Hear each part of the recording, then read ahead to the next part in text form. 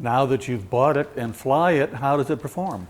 It performs fantastic solo, and as a dual with the two of us in, it actually flies better. It's a lot more stable. It maneuvers very predictably. It doesn't get tossed around at all. Solo, the performance envelope is staggering. It has a very, very short takeoff, and you can just about land it anywhere. And it climbs like a bat out of hell. Now, I noticed that you chose the model that has the optional landing gear modification to where the airplane will sit on its nose when you're not in it, making it easier to get in and out. So how does that affect your takeoff or landing? Not really noticeable that much. A little bit of extra speed on the takeoff, which actually makes the plane safer, because when you get in the air, you're well above your stall speed, so you're a lot safer. And as far as landing, landing gear position doesn't change the aircraft's performance at all in the air. And it lands, cushiony soft. I've never had a hard landing. Well, that's because of the shock cord landing gear system. It's a superior landing gear to most light aircraft out there. How much of a distance do you need for landing? Landing, I've never calculated, but I never missed the first taxiway, never. I put it on the numbers, and we're at a stop before I have to turn off. So I find myself now, I hardly use the brakes anymore, because if I stop right away, it means I got to taxi down the runway now. It stops so short. Very short stopping. Now, the Excalibur kit comes with hydraulic brakes as standard equipment. How do they work for you? Well, these brakes here, they have absolutely no fade. You could squeeze this brake all the way, it puts it right to a stop. It doesn't pull to one side or anything like that. Now, what kind of cruising speed do you like? I like to cruise at about 70 to 75.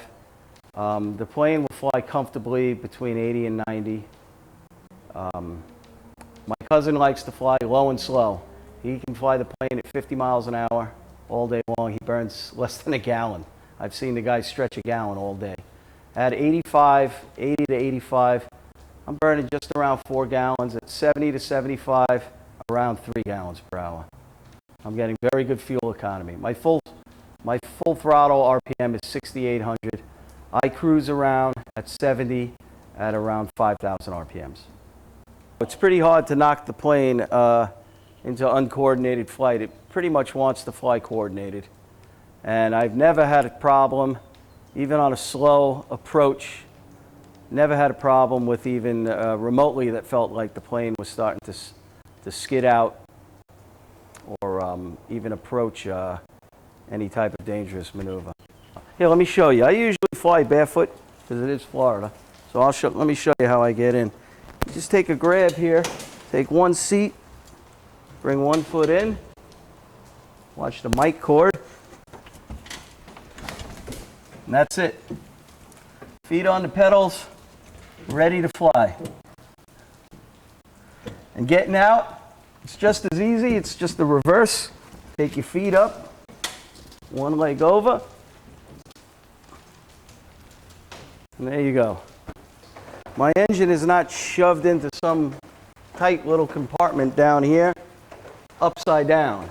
It's right side up with everything easy access.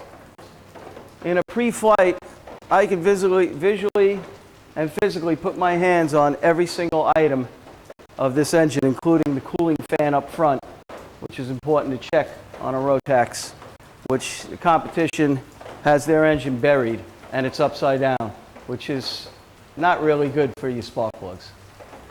I would recommend an Excalibur most definitely to a friend, or anybody else for that matter, who wants an inexpensive, safe, economical, fun, and fast way to fly.